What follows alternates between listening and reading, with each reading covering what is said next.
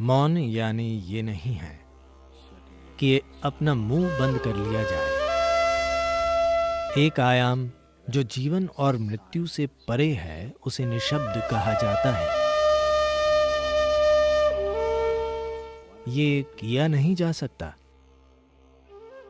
आप ये बन सकते हैं। तो आप जितने भी शब्द बोल रहे हैं वही बातें 50% कम शब्दों के साथ कहने की कोशिश करें। अचानक आप हर चीज के प्रति बेहद सचेत हो जाएंगे।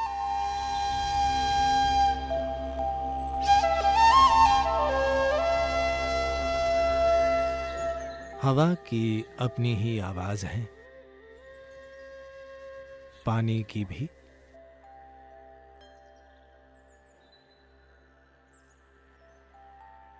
और धरती की भी है, और वाकई आकाश की भी है। सभी ग्रहों और नक्षत्रों की अपनी आवाजें हैं। दर्द की आवाज होती हैं, खुशी की आवाजें, दुख की आवाजें और आनंद की आवाजें होती हैं। हर चीज की एक ध्वनि होती है। इंसानी जीवन में ये बिल्कुल सच है। जीवन और मृत्यु दोनों की ध्वनियां होती हैं। यहां तक कि मौन की ध्वनियां होती हैं।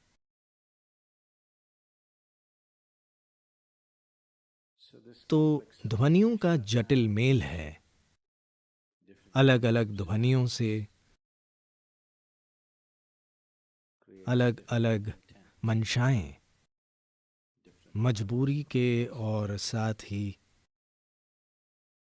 बंधन के विभिन्न स्तर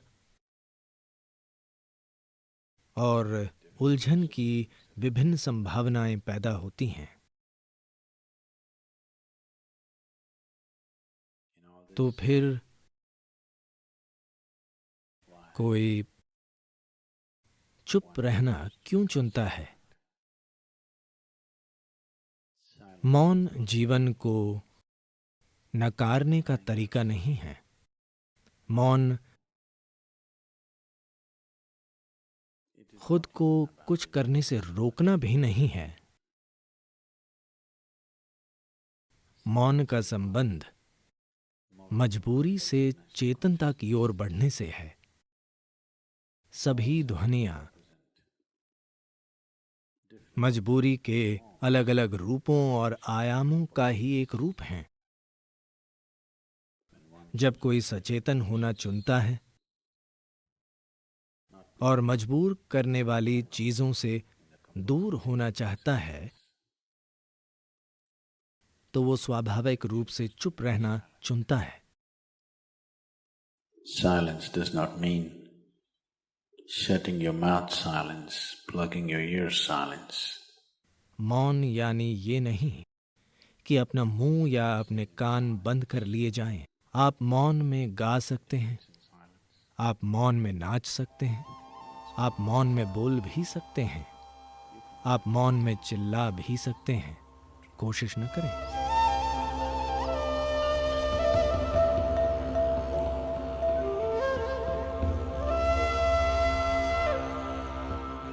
यानी ये नहीं कि जब सभी चुप हों तब चिल्लाना। वो मौन में चिल्लाना नहीं होता।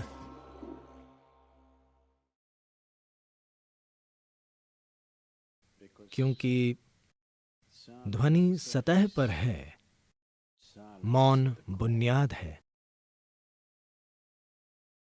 सिर्फ सतह की ध्वनि पैदा करती है। देखिए, पानी सतह से टकराता है और आवाज आ रही है। गहराई में कोई आवाज नहीं होती। जीवन ऐसा ही है। सतह पर ध्वनियों का एक बहुत ही जटिल जाल है। ध्वनियों का चक्रव्यूह है। पर मूल में कोई ध्वनि नहीं है। अंग्रेजी भाषा में नो साउंड के लिए कोई शब्द नहीं है। हम इसे निशब्द कहते हैं। इसका अर्थ है ध्वनि बिल्कुल न होना, ध्वनि का पूर्ण अभाव। ध्वनि न हो तो प्रतिध्वनि भी नहीं होगी, प्रतिध्वनि नहीं होगी तो जीवन नहीं होगा, जीवन के नहीं होने से सृष्टि नहीं होगी, सृष्टि न होने का अर्थ है सृष्टा भी नहीं होगा। तो एक स्थान जो सृष्टि और सृष्टा से परे है, एक आयाम जो जीवन और मृत्यु से परे है, उसे निशब्द कहा जाता है।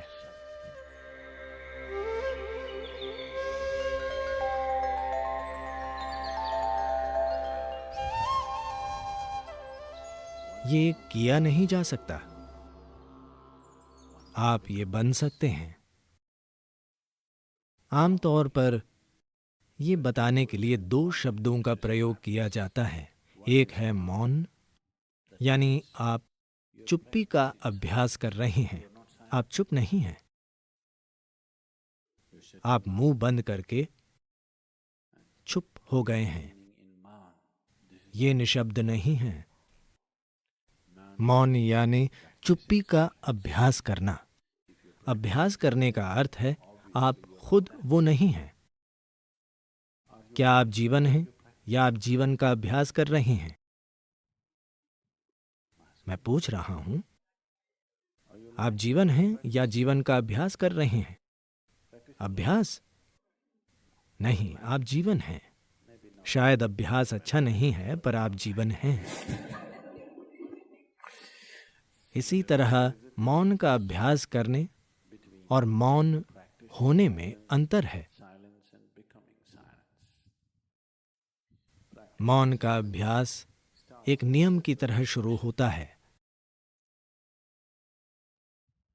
पर धीरे धीरे मौन का अभ्यास करते हुए आप शायद मौन हो जाएं। तीव्र गतिविधि में भी कोई चुप हो सकता है,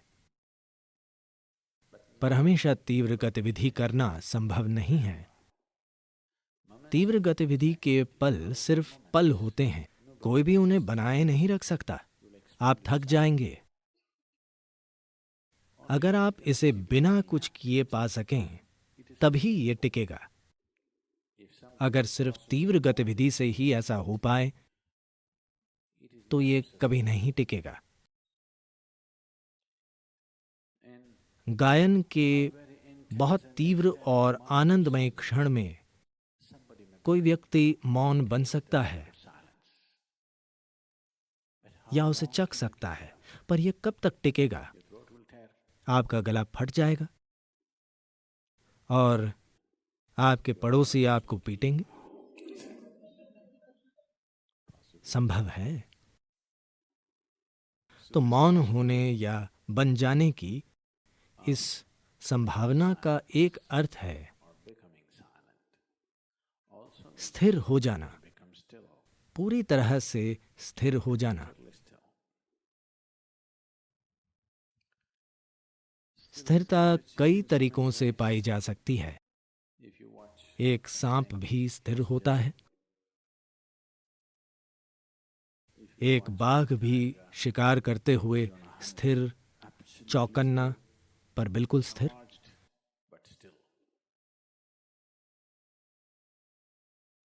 ये स्थिरता के विभिन्न आयाम हैं जिनका काम जीवन चलाना है। अगर सांप हिलेगा डुलेगा तो मारा जाएगा।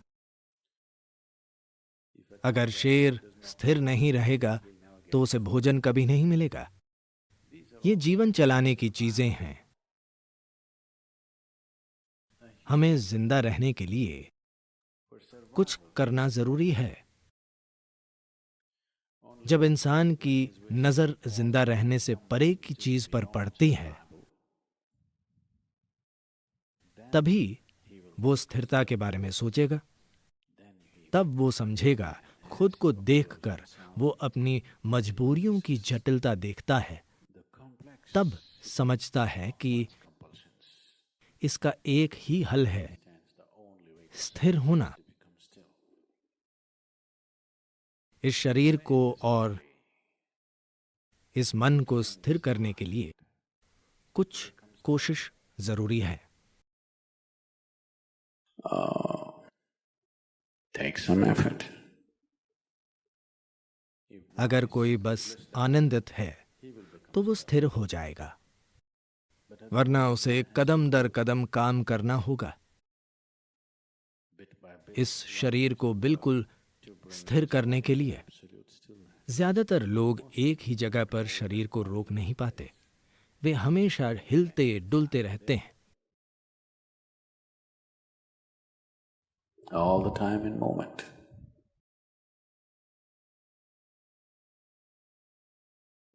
As it is said, a man is ill only because he does not know how to be still.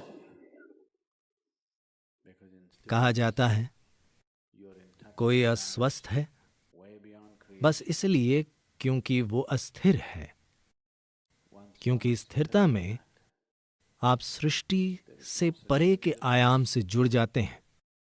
उसके संपर्क में आने पर बीमारी जैसा कुछ नहीं होता। मेरे यहाँ बैठ बैठ अगर शरीर सड़कर गिर जाए तब भी बीमारी नहीं होगी। ऐसा इसलिए क्योंकि असल में जब कोई बिल्कुल स्थिर हो जाता है तो वो शरीर को तभी थाम पाता है जब वो शरीर के तरीके जानता हो। तो मैं स्थिर क्यों हो जाऊं? क्या मैं अपना शरीर खो दूंगा? वैसे भी आप अपना शरीर खो देंगे। जब शरीर को खोने का समय आएगा, यदि आप इसे गरिमा से छोड़ना चाहते हैं तो आपको कम से कम थोड़ा स्थिर होना होगा।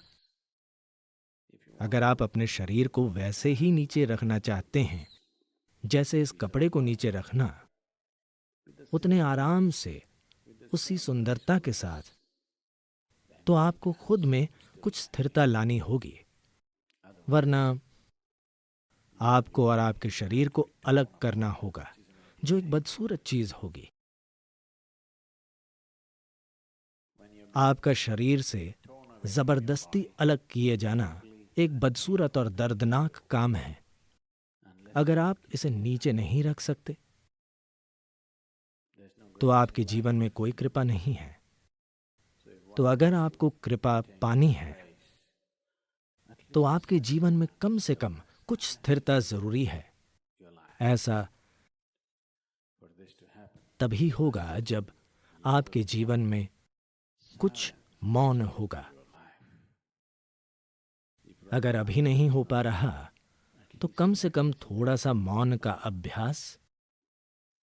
1 घंटे में अगर आप अभी 1573 शब्द बोल रहे हैं, कितने शब्द मां? आप 1 मिनट में कितने शब्द बोलते हैं? 1573। वाकई इतने ज्यादा? मुझे लगा कि यह असंभव है। ठीक है, मुझे आप पर विश्वास है। तो आप जितने भी शब्द बोल रहे हैं, वही बातें 50% कम शब्दों के साथ कहने की कोशिश करें। अचानक आप हर चीज के प्रति बेहद सचेत हो जाएंगे। फिलहाल मौखिक दस्त हो रहा है। 1573 यानी दस्त, ठीक है? अब अगर आपको आधे शब्दों में वही बातें कहनी हो तो बहुत सचेत रहना होगा, वरना आप नहीं कह पाएंगे। बस कोशिश करके देखें। कल एक दिन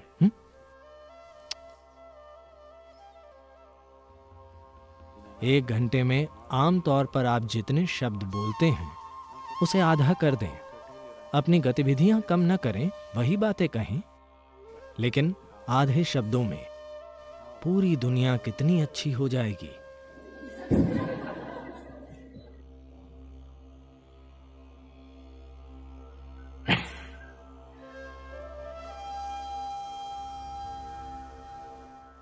दुनिया अद्भुत हो जाएगी अगर कल हर कोई ऐसा करे तो।